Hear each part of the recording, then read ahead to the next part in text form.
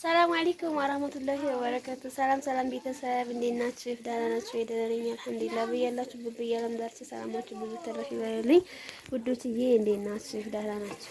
ደህና ነኝ አልሐምዱሊላህ። ከቻናሌ አዲስ ከሆናችሁ ላይክ፣ ሼር፣ ሰብስክራይብ በማድረግ አበረታቱኝ ማለት ነው።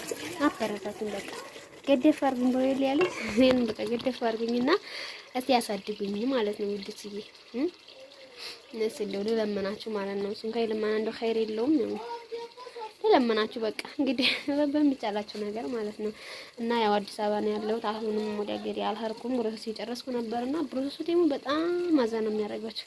አሁን ላይ እንደው ለግርድና ይሄን ያክል እንዴት እንደሚያሰቃያቸው ወይኔ አሁንስ ደከመኝ ማለት ነው። እና ለማንኛውም አሁን ያለሁት ያው አዲስ አበባ ነው። አልሄድኩም ወደ ሀገሬ እና ዛሬ እዚህ ጋር ነው ያለሁት። እስኪ ዛሬ ምሳ ሰርቼ ልጠብቃት ብዬ ማለት ነው። ምሳ እየሰራሁ ነው፣ ግን እሷ አተኝም ነው ጥርፍ ምናምን ብላኝ ነበረ። ይሄ ደግሞ አልተኛም ዛሬ ወር ስለሆነ ሲፋካ እንበል ብዬ ይሄንን ይመስላል እላችኋለሁ። አብረሃ ጨረስኩ። ምሳ ሰርቼ ልጠብቃቸው ብዬ ምሳ እየሰራሁ ነው። ያው አገሬ አልሄድኩም ማለት ነው። ገና ነኝ አልጨረስኩም።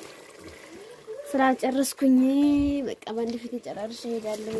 ቻናሌም ደግሞ በዙ ማድረግ እንደዙ እናንተ እንዲያበረታታችሁ የሚያደርግልኝም ከሆነ በኋላ አተዋለሁ። የራሱ ጉዳይ እንደማራጭ ተጠቀሙበታለሁ ብዬ ያው ብራሱን ስል በፊት ብዙ ብር ስላወጣሁኝ ብዙ ብር ወላሂ አሁን ላይ አረብ ሀገር መሰደድ ማለት አንዳንድ ጊዜ ላይ በጣም ከባድ ነው ደስዬ።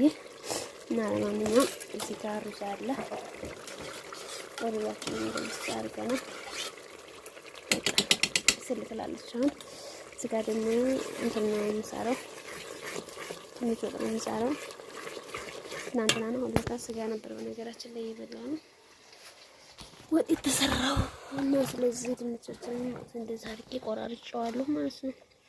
ቁርጥርጥርጥርጥር አድርጌ አሁን ሳንበላ ምሳችን እንጠብቃት ማለት ነው። ይሄም ልጅ አለች ዛሬም ልታይ መታለች። መቼም ዛሬም ታውቃላችሁ፣ አንዳንዶቻችሁ ታቋታላችሁ ማለት ነው። አንዳንዶቻችሁ ታቋታላችሁ እና ስለዚህ ይሄው ይሄ እንደዛ አድርጌ ሰርቻለሁ። እዚህ ጋር ደግሞ ጎመን ሰርቻለሁ። በቃ ዋብዬ ነው የምጠብቃቸው ማለት ነው። ቡና ምናምን አቀራርባለሁ። እዚህ ጋር ደግሞ ጎመን ሰርቻለሁ። ጎመን ይችላል ግን ሰርቻታለሁ ከምትበላሽ። ያው እሷ ብዙ ጊዜ ስራ ስለሆነች ብዙ ምግብ አይሰራም። ዝም ብሎ ከውጭ ምናምን ገዛ እያደረጉ ነው የሚበሉትና ስለዚህ ሴት ቤት ካለ ደግሞ ግድ ነው በቃ ተፍ ብላ ከጠብቃለች ማለት ነው። እና ስለዚህ እኔም አላህ ያሳካልሽ ማለት ሁላችሁ እንግዲህ ሁላችሁም ያሳካችሁ አላህ ያሳካላችሁ እላችኋለሁ።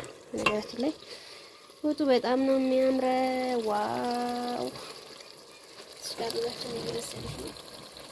ለማገር ወርቀታል ባላ ከቀጠለ ረግበታል። በቃ እንደዚህ አድርጋችሁ ቤታችሁ በጣም ጥብቅ ያለች ነች። ወላሂ እኔ ጋር ተስማማኝ እና ይሄንን ይመስላል እላችኋለሁ። ዛሬ መታለች ዛሬ በቃ እና ይሄን ይመስላላችኋለሁ።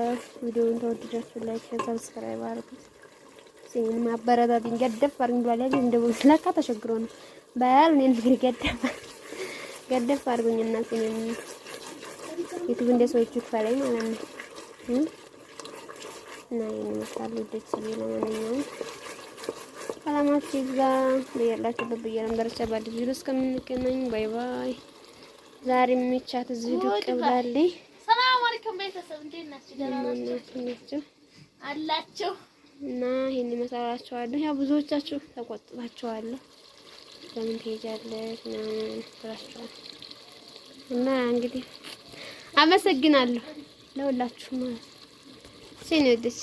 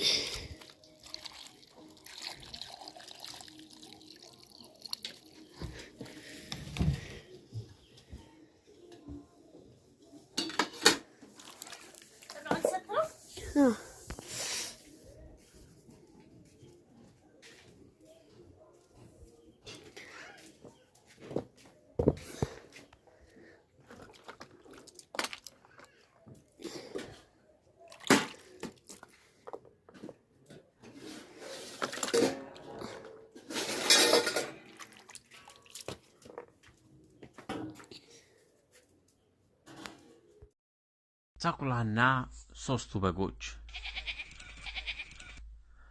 ቱራ ቡራ ኩራ የተባሉ ሶስት ወንድማማች በጎች ነበሩ በጣም በሚያምርና በተዋበ ቤት ውስጥ ይኖሩ ነበር ከእለታት አንድ ቀን ከሶስቱ ወንድማማች በጎች መኖሪያ ቤት አጠገብ ተኩላ መኖር ጀመረ ተኩላው ከቤታቸው አጠገብ መኖሩ ወንድማማቾቹን አላስደሰታቸውምና ፈሩ ታላቅየው በግ ይሄ ተኩላ ባላሰብነው ሰዓት ድንገት ሊበላን ይችላል መዘናጋት የለብንም አሁን የምንኖርበት ቤት ከተኩላው ጥቃት ሊያድነን አይችልም ሌላ በጣም ጠንካራ የሆነ ቤት መስራት ይኖርብናል አለ ሁለት ወንድማማቾች በሐሳቡ ተስማምተው ከዚያም